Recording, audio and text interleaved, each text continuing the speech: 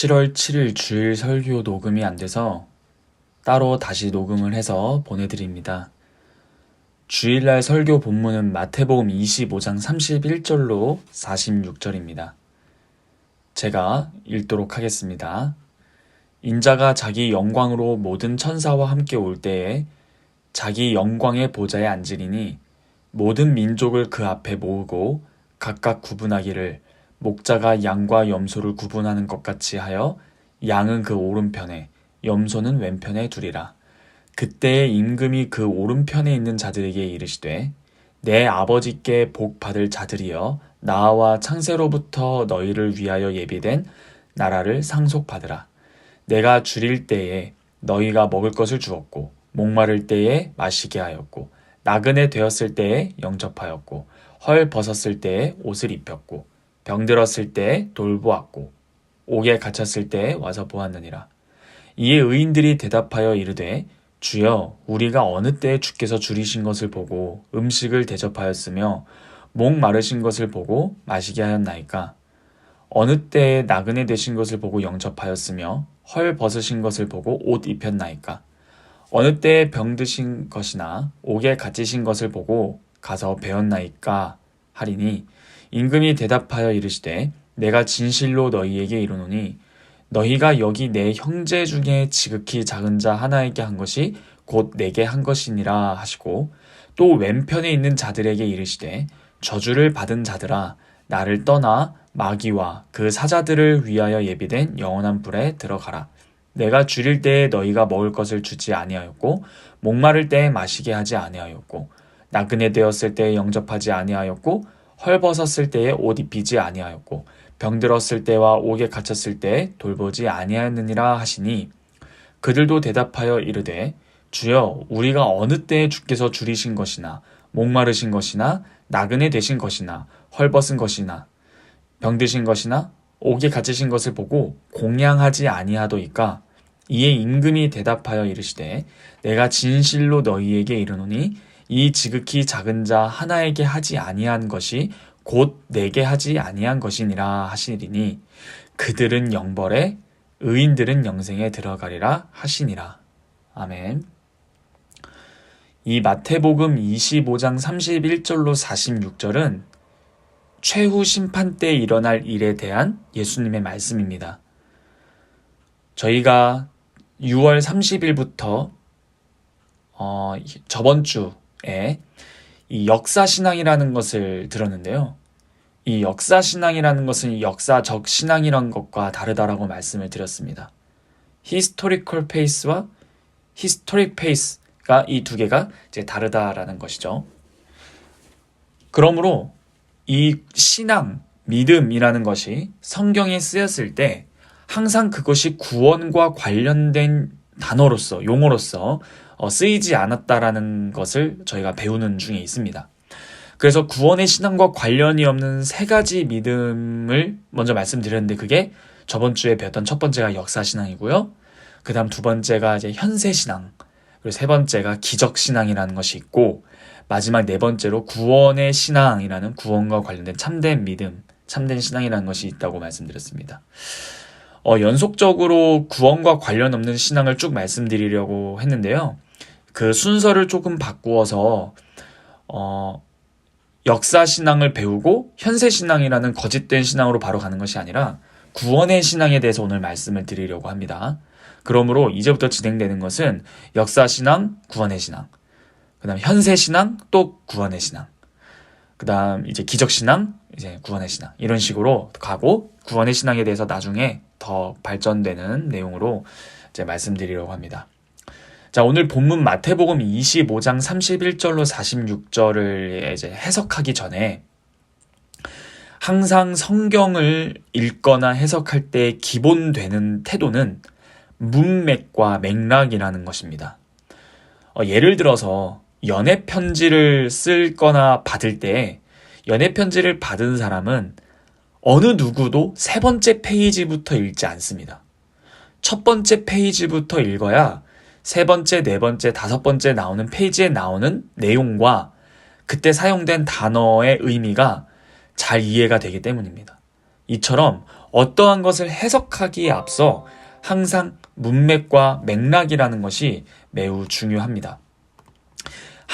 이 본문을 마태복음 25장을 들어가기 전에 한 가지 예를 들어드리겠습니다. 누가복음 15장을 보시면 1절부터 마지막 절까지 3개의 비유가 나옵니다. 첫 번째 비유는 길 잃은 양 비유입니다. 잃어버린 양 비유입니다. 그리고 두 번째 비유는 잃어버린 드라크마 비유. 그러니까 어떤 여인이 집에서 동전을 잃어버린 비유입니다.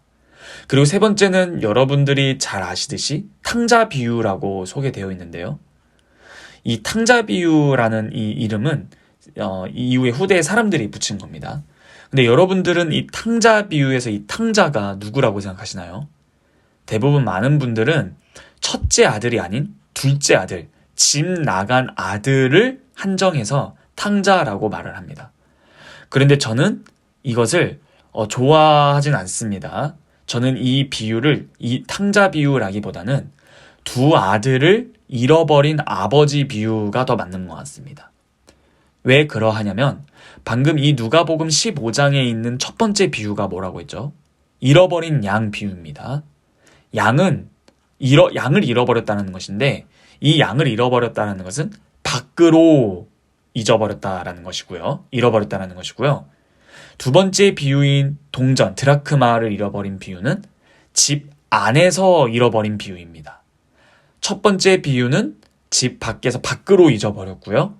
두 번째 비유는 집 안에서 잊어버린 겁니다. 자, 이러한 식으로 맥락을 잘 고려해서 마지막 세 번째 비유인 탕자 비유라고 표현된, 제가 다시 수정한 두 아들을 잃어버린 아버지 비유라고 왜 수정을 했는지 눈치가 빠르신 분들은 이해하셨을 것입니다. 그것이 무엇이냐? 첫 번째 비유는 밖으로, 두 번째 비유는 안으로 잊어버렸는데요. 세 번째 아버지는 둘째 아들은 밖으로 잊어버렸고요. 첫째 아들은 본문을 잘 읽어보면 집 안에서 잊어버렸습니다. 이와 같이 첫 번째 비유, 두 번째 비유, 세 번째 비유가 각각의 비유이면서 동시에 하나의 비유로 이해할 수 있다는 것입니다. 이처럼 어떤 본문을 이해할 때는 항상 맥락, 문맥이 가장 중요합니다. 이러한 개념을 가지고 마태복음 25장을 살펴보려고 합니다. 이 비유의 핵심은 최후의 심판이라고 말씀을 드렸는데요. 31절을 보면 인자가 자기 영광으로 모든 천사와 함께 올 때에 자기 영광의 보좌에 앉으리니 라고 말합니다. 인자는 예수님을 말하는데요. 예수님이 자기 영광으로 모든 천사들과 함께 다시 올 때, 즉 재림할 때에 이 배경이 어디냐 하면 자기 영광의 보좌입니다. 지금 예수님께서 이 비유를 하시면서 어떤 그림 언어, 이미지를 보여주시는 것인데 바로 보좌에 앉으신 예수님의 이미지를 보여주고 있는 것입니다. 그리고 다음 절 32절에 모든 민족을 그 앞에 모으고 이제 구분을 하는데요. 양과 염소로 구분하는 것 같이 해서 양은 오른편, 염소는 왼편에 둡니다. 그러면 여러분들은 이 본문을 읽음으로써 느낀 바가 뭐냐면 양과 염소로 나뉜 이유와 계기라고 할까요? 그 양과 염소로 나뉜 이유가 뭐라고 생각하십니까? 실제로 많은 분들이 선행을 했냐, 선행을 하지 않았느냐, 즉 양들은 선행을 했다. 그리고 염소로 비유된 사람들은 선행을 하지 않았다. 이렇게 생각을 합니다. 그렇다면 이게 최후의 심판 때이고 마지막 하나님 나라의 완성된 나라에 들어가는 것으로서 말씀을 해주신 건데, 그렇게 이해하면은 어떠한 선행으로 말미암아 구원을 받는다는 것이 됩니다. 만약 그것이 정말 사실이라면 유니세프나 세계의 여러 봉사단체들은 다 구원을 받을 것입니다. 그런데 우리가 저번 주 6월 30일 날 분명히 중생은, 거듭남은, 구원을 받음은 인간의 어떠함과 상관이 없이 하나님의 절대적인 주권, 대권으로 말미암아 구원을 받는 것이라고 설명을 드렸습니다. 구원의 서정이라는 그림을 보여드리면서요. 그러므로 오늘 이 본문을 해석할 때 어떠한 개인의 선행으로 말미암아 구원을 받는다라고 해석하면은 안 되는 것입니다. 그런데 이 본문에서 중요한 갈림길이 40절입니다. 40절 제가 읽어보겠습니다. 임금이 대답하여 이르시되 내가 진실로 너희에게 이르노니 너희가 여기 내 형제 중에 지극히 작은 자 하나에게 한 것이 곧 내게 한 것이니라 하시고, 자, 이 본문을 보면요, 단순히 선행을 한 것을 칭찬한 것이 아니라 중요한 포인트는 여기 내 형제입니다. 여기 내 형제입니다. 자, 예수님께서 말씀하신 것의 포인트는요, 선행이 맞는데 중요한 부분은 그 선행을 받는, 나의 선행을 받는 대상이 누구냐라는 정의가 되게 중요합니다. 그렇다면 우리가 여기서 해소해야 될 것은 선을 했냐 안 했냐를 잠시 내려두고 여기서 예수님께서 말씀을 하신 여기 내 형제 중에 지극히 작은 자가 누구냐라는 것이 굉장히 중요합니다. 이게 누굴까요? 또한 많은 사람들은 이것을 그냥 퉁쳐서 불쌍한 사람들, 가난한 사람들, 뭐 이런 식으로 말합니다. 만약 그것이 정말 사실이라면 우리는 예배를 드리거나 주일날 모일 것이 아니라 당장에 서울역에 가서 노숙자분들을 도와주거나 아니면 해외를 가서 가난한 자들을 도와주거나 여하튼 그런 자들을 찾기 바삐 움직여야 될 것입니다. 그런데 제가 오늘 이 마태복음 25장 본문을 설명해 드리기 전에 누가복음 15장의 예시를 가지고 와서 문맥과 맥락이라는 것을 잘 봐야 된다라고 말씀드렸어요. 이 문맥과 맥락이라는 것은 단순히 25장이면 25장 안에서만이 아니고 마태복음 전체를 의미하기도 합니다. 흔히 원전 문맥, 근전 문맥 뭐 이런 식으로 말하기도 합니다. 오늘 이 여기 내 형제라는 것을 해석하기 위해서는요, 동일한 마태복음 본문인 19장 25절부터 30절을 보아야 하는데요. 마태복음 19장 28절을 제가 한번 읽어보겠습니다. 예수께서 이르시되 내가 진실로 너희에게 이르노니 세상이 새롭게 되어 인자가 자기 영광의 보좌에 앉을 때에, 자, 이 본문에서도 인자가 자기 영광의 보좌에 앉을 때라고 말합니다.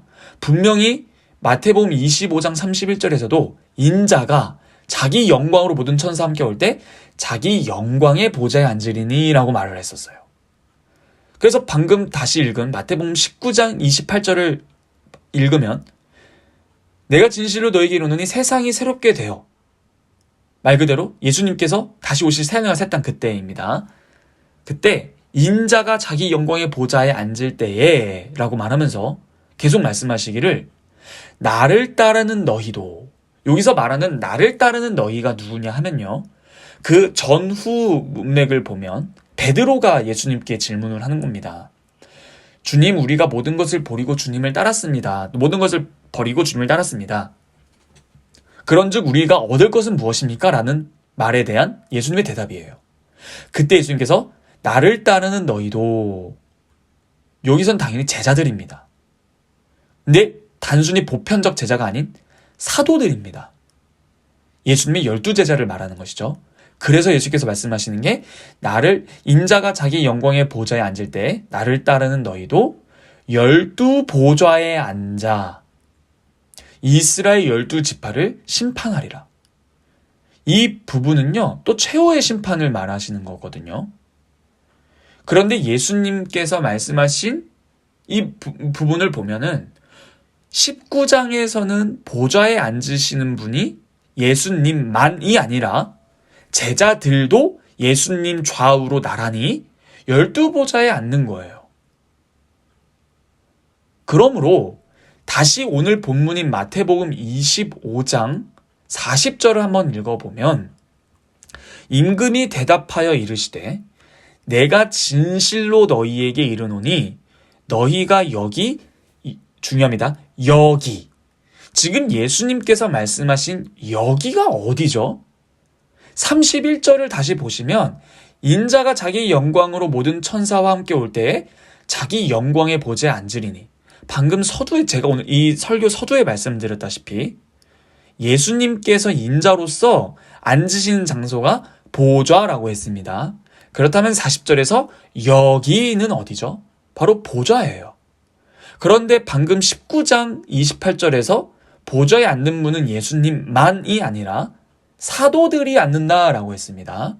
그렇다면 여기 내 형제는 자연스럽게 누구라고 이해가 되는 것이죠? 당연히 바로 사도들입니다. 그러므로 이 40절에 여기 내 형제는 단순히 불쌍한 사람들, 가난한 사람들, 도움이 필요한 사람들, 그런 자들을 말하는 것이 아니라 여기 내 형제는 사도들입니다. 여기 내 형제 중에 지극히 작은 자 하나에게 한 것이 곧 내게 한 것이다 라고 말하는 것이죠. 정말 중요한 본문이에요. 여기 내 형제가 사도입니다. 그러므로 이것을 이렇게 본문을 바꿀 수 있을 것 같아요.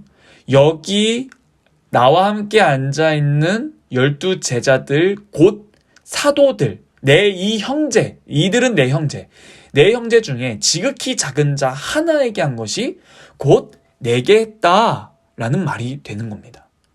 그러므로 이 본문은 선행을 했냐 안 했냐를 따지기 전에 누구에게 했느냐라고 하는 것이었는데요. 그 누구가 바로 우리가 밝힌 것이 사도입니다. 그런데 이 사도에게 한 것이 왜 곧 내게 한 것이다, 곧 예수님께 한 것이다 라는 말이 성립이 될까요? 또 다시 19장보다 더 전으로 넘어가 볼까요? 똑같은 마태복음 10장 40절입니다. 제가 읽겠습니다. 너희를 영접하는 자는 나를 영접하는 것이요 나를 영접하는 자는 나를 보내신 이를 영접하는 것이니라. 뭐라고 나왔죠? 너희를 영접하는 자는 나를 영접한다라고 말씀해 주셨어요. 이게 뭡니까? 너희들이 누구죠? 바로 제자들입니다. 제자들이 너희를 영접하는 것은 곧 나를 영접하는 것이다 라는 말씀을 예수님께서 이미 해주셨어요. 그렇다면 마태복음 이 25장을 다시 해석해보자면 마태복음 19장 28절과 10장 40절을 섞을 수 있다라는 거예요. 아하, 그러면 여기서 말씀을 하시는 여기 내 형제 중에 지극히 작은 자 하나에게 한 것이 곧 내게 한 것이다 라는 것이 우리가 쉽게 이해할 수 있다라는 사실입니다. 그렇다면은 이것은 곧 사도들을 영접하는 자가 바로 예수님을 영접하는 것이고 그 사도들에게 행하는 것이 바로 예수님께 행하는 것이 된다라는 것입니다. 그러면 이런 질문을 할 수 있어요. 아니 전도사님, 알겠습니다. 사도들에게 행한 것이 곧 예수님께 한 것이라고요.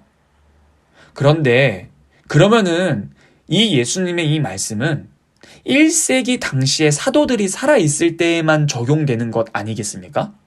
사도들이 없었던 전이나 사도들이 죽은 이후에 오늘날 21세기에는 그럼 이 말씀을 어떻게 적용합니까? 우리가 사도가 없기 때문에 그들에게 무엇을 잘 해줄 수 없지 않습니까? 이런 질문을 충분히 할 수 있겠죠.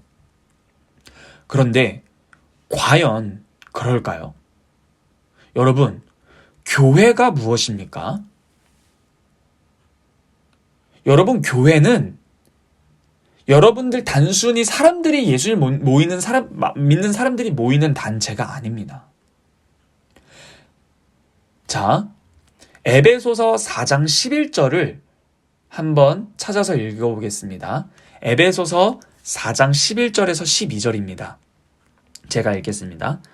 그가 어떤 사람은 사도로, 어떤 사람은 선지자로, 어떤 사람은 복음 전하는 자로, 어떤 사람은 목사와 교사로 삼으셨으니 12절 이는 왜냐하면 이런 뜻이죠.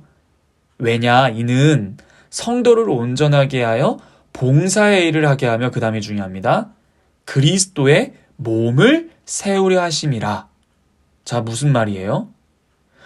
사도와 선지자와 복음 전환자와 목사와 교사는 그리스도의 몸, 즉 교회를 세우는 자들이거든요. 더 놀라운 말씀이 무엇이냐? 에베소서 똑같은 장 2장 19절입니다. 에베소서 2장 19절 20절을 제가 읽어보겠습니다. 그러므로 이제부터 너희는 외인도 아니요 나그네도 아니요 오직 성도들과 동일한 시민이요 하나님의 권속이라. 너희는 사도들과 선지자들의 터 위에 세우심을 입은 자라. 그리스도 예수께서 친히 모퉁이 돌이 되셨느니라. 자, 교회가 뭐냐면요, 사도들과 선지자들의 터 위에 세우심을 입은 자, 이게 교회입니다. 그러므로 이 사도들에게 하라는 이 마태복음 25장 40절은요, 더 넓은 범주로 이해하면 교회에게 행하는 것입니다. 여러분, 이 교회에게 행한다라는 것은 단순히 교회라는 건물을 말하는 건 당연히 아니에요. 헌금 마냥 그런 거 아닙니다. 이 사도는 바로 사도성을 띈 것이 바로 오늘날 교회입니다. 사도들과 선지자들의 터 위에 세우심을 입은 게 바로 교회라는 것이에요. 그런데 이 사도는 교회를 또 의미하지만 이 사도 자체만 보더라도 사도들이 뭘 하는 사람들이죠? 이 사도라는 뜻은요, 보냄을 받은 자라는 뜻이에요. 보냄을 받은 자. 이 사도들은 무엇을 향해 보냄을 받냐면 하나님의 말씀을 전하는 자들로 보냄을 받았고, 방금 말한 신약에선 사도들이 있고 구약에서는 이제 선지자들이 있지 않습니까? 이 선지자들도 동일하게 하나님으로부터 부르심을 받아 보냄을 받아요. 그래서 이 사도라는 이 직분이 하는 것을 보면 유다서 1장 17절을 한번 읽어보겠습니다. 사랑하는 자들아 너희는 우리 주 예수 그리스도의 사도들이 미리 한 말을 기억하라.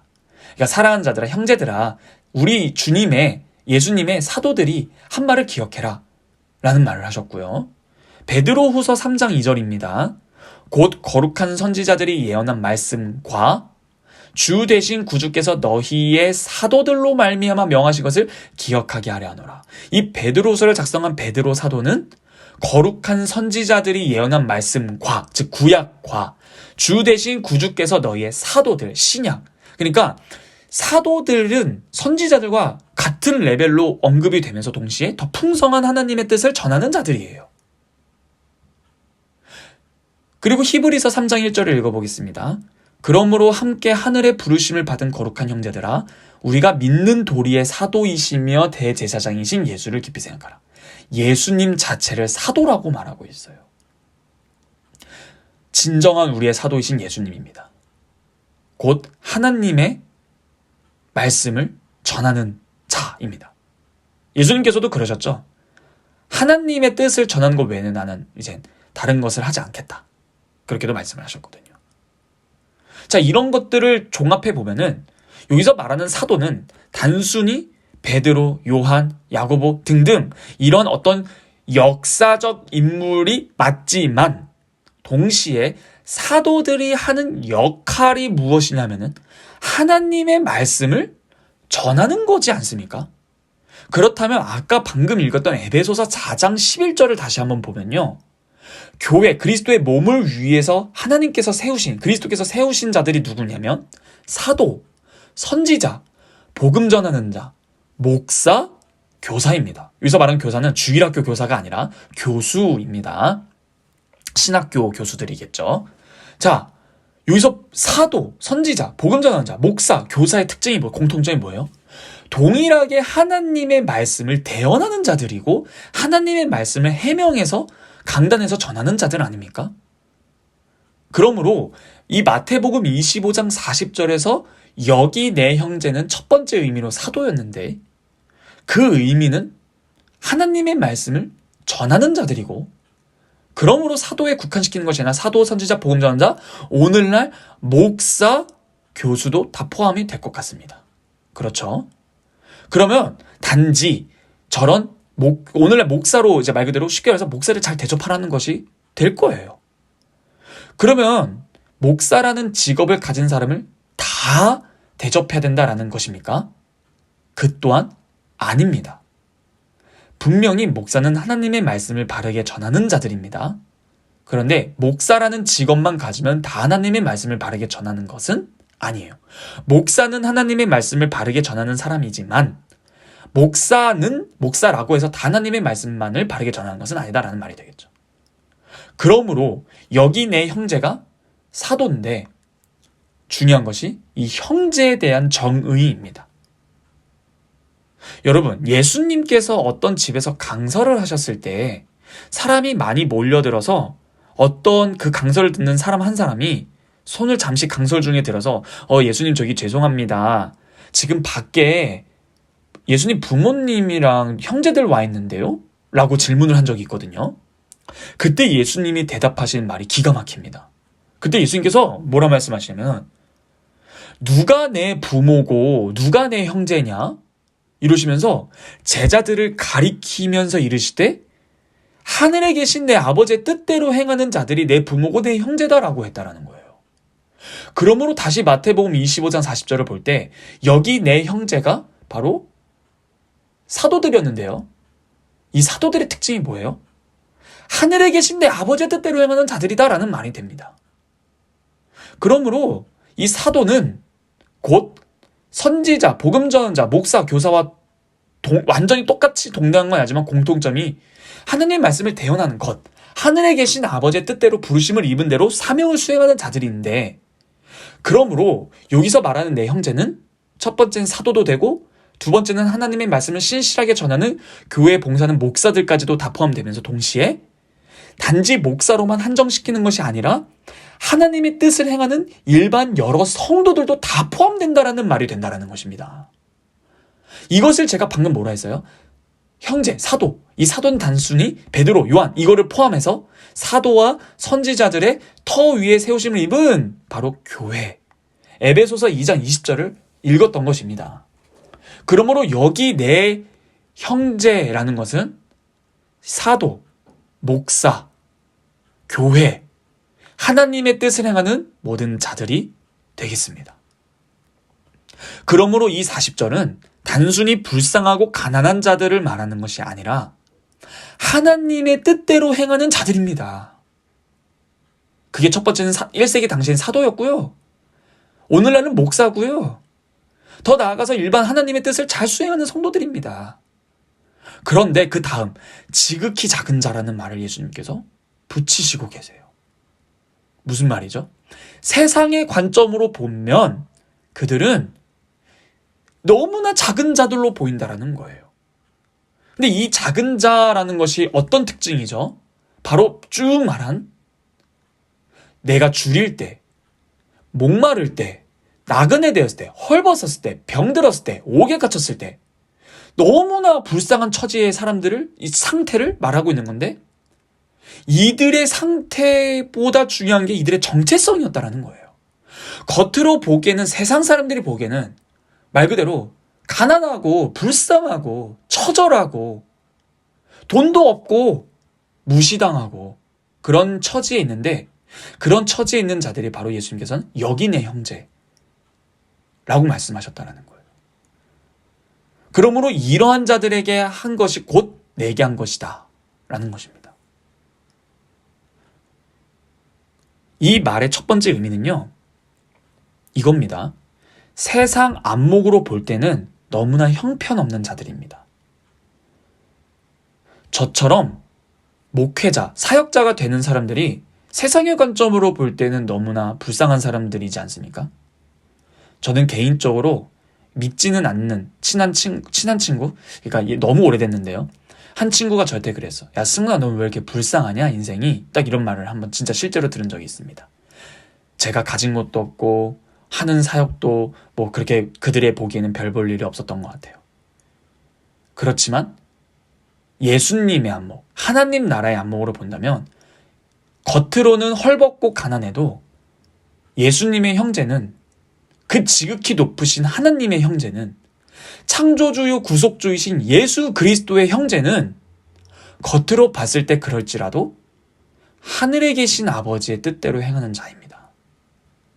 그런 자에게 한 것이 곧 예수님께 한 것이라고 또 마태복음 10장을 통해서 봤었습니다. 너희를 영접한 것이 곧 나를 영접한 것이다. 이렇게 말씀을 하신 것이죠. 그리고 또 나를 영접한 것은 하나님을 영접한 것이다. 이렇게 말씀하신 것입니다. 그러므로 이 40절의 의미가 잘 해석이 됐습니다. 사도, 오늘날로 말하면 바른 말씀을 전하는 목사, 목회자들, 사역자들, 그리고 하나님 뜻대로 행한 성도들, 그리고 교회 다 포함되는 것입니다.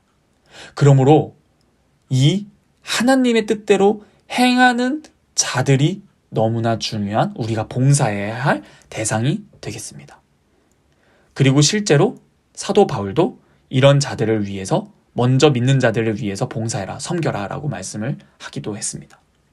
자, 그런데 우리가 지금 이런 말씀을 듣는 배경이 이 구원의 믿음이라는 것이었잖아요. 지금 우리 시리즈가 이제 믿음, 참된 구원의 믿음이 뭐냐, 혹은 거짓된 믿음이 뭐냐, 이런 것들이 있는데요. 지금 오늘 이 마태복음 25장을 보면은 영생을 얻는 것을 우리는 당연히 믿음으로 얻는다라고 생각을 하는데, 이 본문에는 믿음이 없습니다. 그쵸? 이 마태복음 25장에는 믿음이라는 말이 등장하지 않아요. 어떤 행동, 어떤 대상을 향한 어떤 행동이 바로 양과 염소, 즉 영생과 영벌이라는 것이 나눠지는 기준이 되는 거예요. 여러분, 근데 이 본문을 읽을 때 하나 생각나는 본문 없습니까? 내가 헐벗었을 때에, 내가 줄일 때에 도와주는 거, 바로 야고보서입니다. 야고보서 2장 14절로 17절까지인데요. 제가 한번 읽어보겠습니다. 내 형제들아, 만일 사람이 믿음이 있노라 하고 행함이 없으면 무슨 유익이 있으리요? 그 믿음이 능히 자기를 구원하겠느냐? 만일 형제나 자매가 헐벗고 일용할 양식이 없는데 너희 중에 누구든지 그에게 이르되 평안히 가라, 덥게 하랴, 배부르게 하라 하며 그 몸에 쓸 것을 주지 아니하면 무슨 유익이 있으리요? 이와 같이 행함이 없는 믿음은 그 자체가 죽은 것이라. 자, 여기서 형제가 또 나오고 자매가 나오는데요. 헐벗고, 똑같이 나오죠. 헐벗었을 때 옷을 입혔고, 일용할 양식, 굶주리고 목마를 때 일용할 양식이 없는데 너희 중에 누군가가 야, 평안히 가라, 덥게 해, 옷 좀 입어, 밥 먹어, 이렇게 말만 하고 쓸 것을 주지 아니하면 무슨 유익이 있냐라는 거예요. 이처럼 행함이 없는 믿음은 죽은다, 죽은 믿음이다 라는 것을 지금 야고보, 이제 이 야고보가 말한 거예요. 여기서 말하는 야고보는 사도가 아닌 그 예수님의 친형제, 친동생 야고보입니다. 장로 야고보죠. 자, 그랬을 때 여기서 이 마태복음 25장과 야고보서 2장이 연결이 되는 거예요. 여기 마태복음 25장에서 믿음이라는 말은 없는데 바로 양들은 자신들의 이런 행위를 통해서 믿음을 증명했다라는 것이 되겠습니다. 그러므로 하나님의 뜻대로 행하는 자들의 유익을 위해서 그들의 필요를 도와줬는데 그것이 바로 자신의 믿음을 증명한 것이 된다라는 것이죠. 그렇죠? 그러므로 이 40절 전에 어떠한 행동들은 믿음을 증명한 양, 하나님의 택함 받은 백성들, 믿음이 있는 자들의 증상이 되겠습니다. 그러므로 자신의 믿음을 실증한 것이죠. 그러면 이들이 이렇게 행동을 할 수 있었던 이유가 무엇이죠? 바로 여기 내 형제 중에 지극히 작은 자, 겉으로 봤을 때 너무나 형편이 없는 자들을 내 형제, 예수님의 형제로 볼 안목, 즉 지식, 인식이 있었다라는 것이 되겠습니다. 이들은 자신이 봉사를 하는 그 대상이 누구인지를 명확하게 알았다는 것이에요. 여기서 믿음이 무엇이죠? 맹신이 아니라 바로 바른 지식. 그 바른 지식에서 바른 감정, 동의가 나오고요. 또 바른 지식과 감정에서 바른 선택, 의지, 행동이 나오는 것입니다.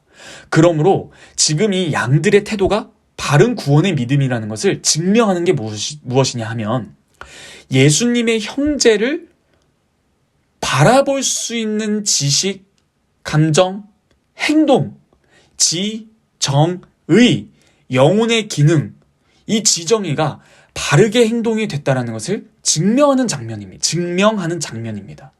지, 정, 의 중에 하나도 빠짐없이 이 겉으로 보기에 지극히 작은 자가 예수 그리스도의 형제인 것을 알았고, 단순히 알고 아유 안 좋네 쯧쯧쯧 불쌍한 데서 끝난 것이 아니라 행동까지 나아간 바로 지정의가 충분히 드러난, 다른 말로 하면 믿음의 구성 요소를 하나도 빠짐없이 다 증명한 바로 행함 있는 믿음을 증명한 자들이 바로 양입니다. 그러면 여기서 믿음이라는 말은 없지만 이들은 바로 예수 그리스도 하나님으로부터 택함을 받은 믿은 자들이 되겠죠. 그래서 이젠 이 41절부터 보면은 왼편인 자들, 염소들에게 말할 때 이 저주받을 자들아 라고 말하면서 영원한 불에 들어갔을 때 이들이 말하는 게 뭐예요?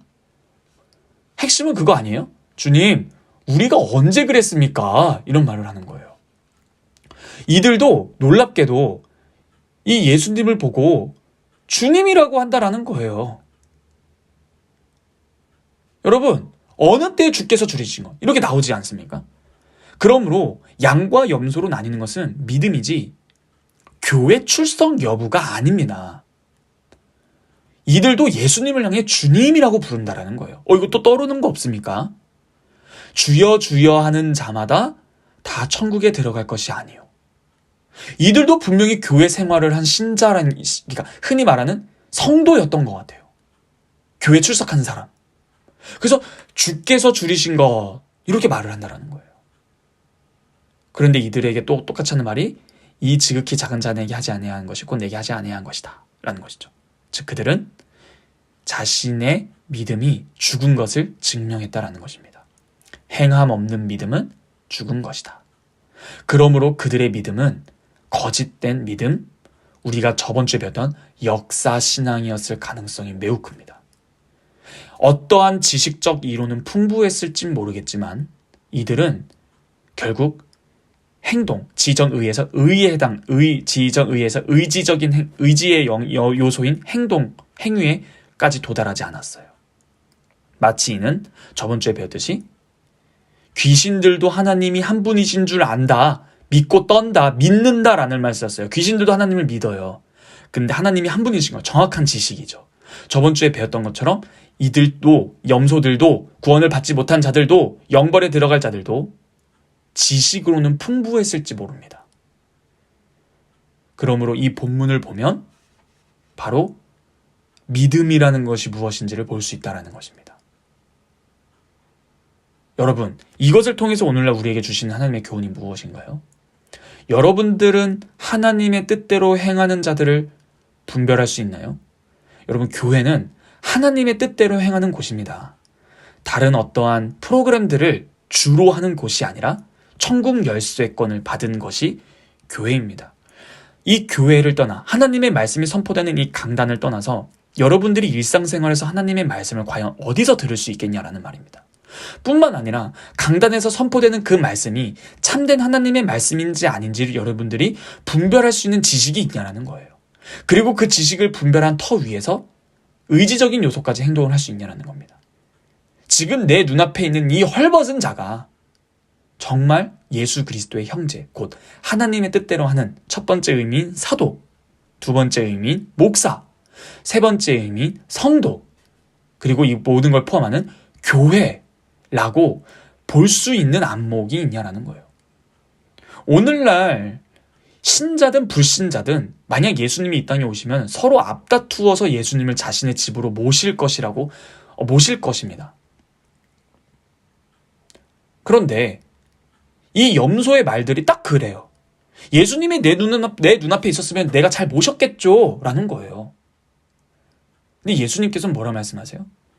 이 지극히 작은 형제에게 한 것이 곧 내게 한 것이다.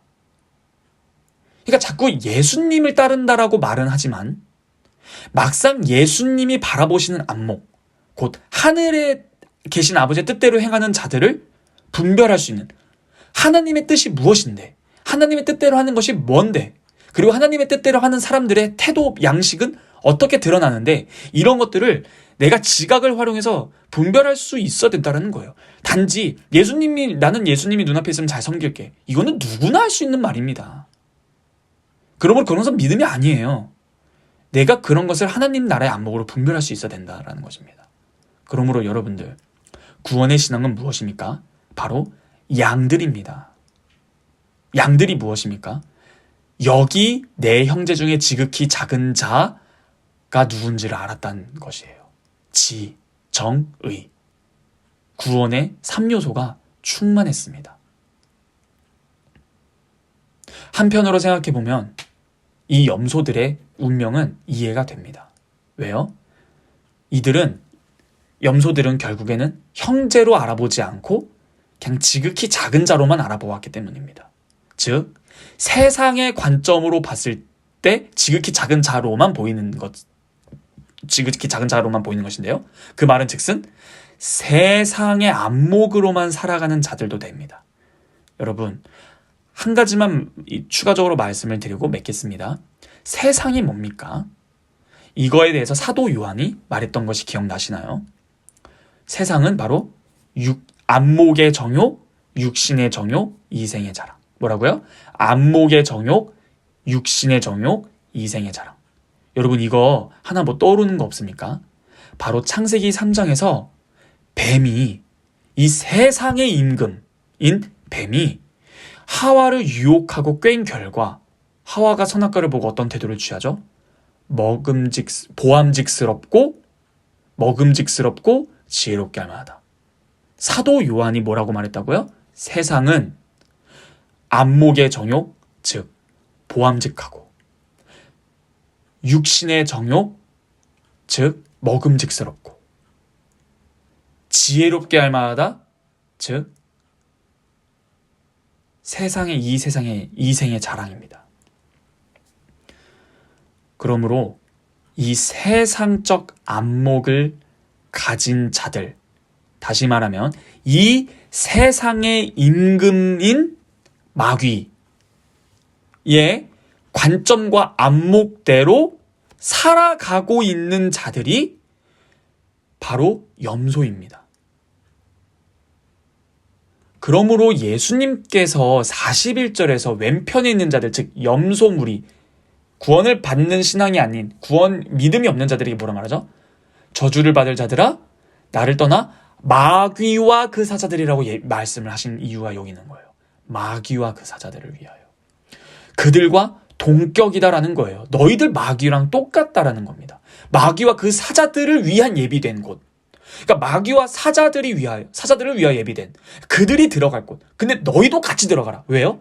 너희들도 마귀와 사자들이 받을 형벌에 똑같은 형벌을 받아야 되고, 그들이 형벌을 받는 이유는 그들과 같은 세계관, 가치관, 모든 것들을 동등하게 공유하고 있었지 않았느냐라는 말도 되는 것입니다.